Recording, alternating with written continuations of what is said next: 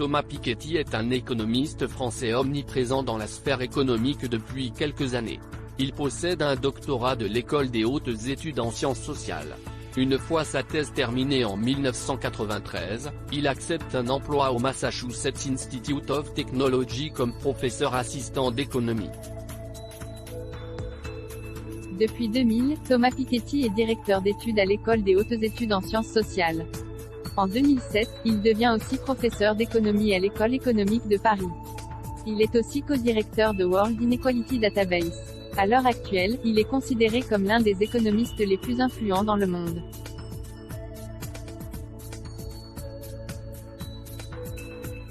Piketty a écrit 2 ouvrages principaux qui sont réputés mondialement. Le premier est Le Capital au XXIe siècle en 2013 et le deuxième est Capital et idéologie en 2019. Son premier ouvrage est basé sur 2 lois fondamentales. La première loi fondamentale du capitalisme explique la part du revenu du capital dans le revenu national. Pour le faire, il l'exprime en fonction du taux de rendement et le ratio du stock. Pour expliquer cette loi fondamentale, Piketty donne un exemple très simple dans son livre. Dans son exemple, le pays a un patrimoine qui représente 6 années de revenu national, et le taux de rendement du capital est de 5%. Cela nous donne que le revenu associé au capital représente 30% du revenu national. La deuxième loi fondamentale du capitalisme de Piketty est que le rapport capital sur revenu est égal au taux d'épargne du pays divisé par le taux de croissance de son revenu. Il est important de préciser qu'il s'agit d'une loi à long terme, pour que celle-ci fonctionne. De cette équation, on peut faire ressortir un point très important. Plus la croissance du revenu d'un pays est faible, et plus le patrimoine passé prend de l'importance. À l'aide de ces 2 lois fondamentales, Piketty va faire un constat très important. Il va réaliser que comme le taux de rendement du capital est supérieur au taux de croissance du revenu, les détenteurs de capitaux vont s'enrichir plus rapidement que le reste de la population. Il va donc y avoir une concentration des richesses dans les mains des plus fortunés. En 2019, Piketty a publié Capital et idéologie qui constitue la continuation de son premier essai. Cette fois-ci, il aborde les inégalités sous une approche plus historique, politique et idéologique s'étalant sur près de 1000 ans. Cet ouvrage imposant présente les inégalités en 3 étapes principales. Piketty observe l'évolution des différents régimes inégalitaires dans plusieurs pays. Vers 1800, les classes sociales sont maintenant définies par l'accès à la propriété plutôt qu'exclusivement par la hiérarchie. Jusqu'en 1914, les inégalités demeurent extrêmes.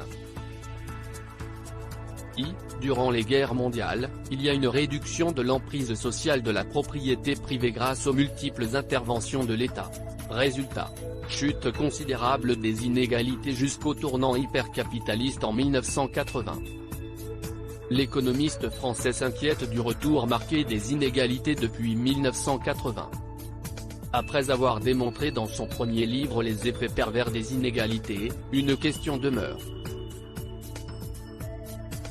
Pour Piketty, les inégalités découlent purement de l'idéologie de nos sociétés. C'est l'idéologie, soit le discours dominant qui dicte nos croyances de ce qui est socialement acceptable. Il met en évidence une tendance récurrente. Chacune des sociétés et chaque pays ont toujours ressenti le besoin de légitimiser les inégalités qui prennent source du courant idéologique dominant. L'économiste français ne s'arrête pas là, il prend le temps de présenter la lutte actuelle entre 2 classes sociales de l'élite. L'alternance entre ces 2 élites qui se partagent le pouvoir politique crée, chez la classe populaire, un sentiment d'abandon et d'impuissance. De ce conflit émerge un piège dangereux, le social-nativisme. Durant les dernières décennies, les élites nous redirigent vers ce piège en exploitant habilement le sentiment d'exclusion de la classe populaire. Celle-ci emprunte donc des idéologies nationalistes et anti-immigrés qui permettent de dévier leur attention de la réelle cause de leur malheur, soit la concentration du capital. Pour lutter contre ce phénomène et ses problèmes inégalitaires, Piketty énonce plusieurs propositions concrètes. Globalement, il suggère le socialisme participatif au XXIe siècle.